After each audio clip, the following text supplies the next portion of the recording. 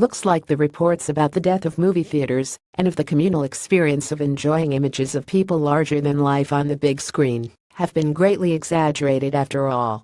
Just a few weeks after the summer's dismal numbers and the failure of several blockbusters led analysts to predict the end was coming and that the future belonged to streaming and some other technology yet to come, September has turned into something of a miracle month for the industry.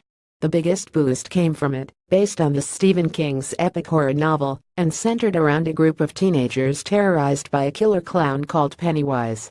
In the film's third week out in the domestic market, the Warner Bros. Picture generated $30 million, good for second place, while 59 foreign territories grossed $38.3 million. The global cume is at $478 million and will pass the half-billion milestone by midweek. The US alone is at $266 million, an all-time record for a horror film. Overseas leader the UK is already at $35 million, while Mexico is over $21 million and is a sign that horror continues to do well in Latin America. Argentina opened this weekend with over $4 million. Now a new film is continuing the positive trend, and the top spot both on the home chart and abroad this weekend went to Kingsman: The Golden Circle, with an opening take of $39 million.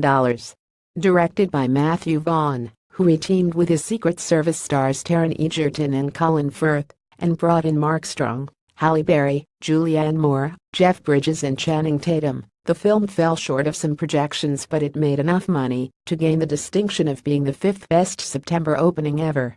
Overseas, the rated spy film distributed by Fox opened as number 1 in 55 countries, generating an extra $61.2 million. The UK, where the film is set, was good for $11.1 million. Meanwhile, there is another Fox film that has been around for a while, and that keeps collecting dollars and all sorts of foreign currency: War for the Planet of the Apes. It opened last week in China and got an extra $19.1 million there in its second session, bringing the total out of the Middle Kingdom to $100 million. Globally, with a cume of $478 million and Japan still to open, Apes is now very close to passing the $500 million mark. If Warner's and New Line had reason to open the champagne for it, they may be putting a few cases back in the cellar after the Lego Ninjago movie's weak start.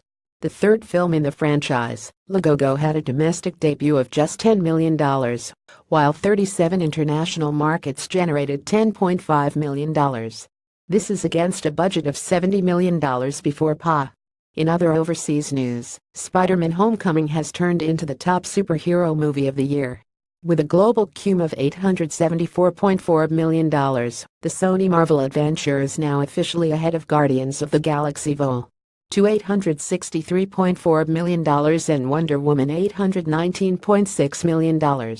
Tom Cruise's American-Made added $6 million in 57 territories, for an international total of close to $60 million.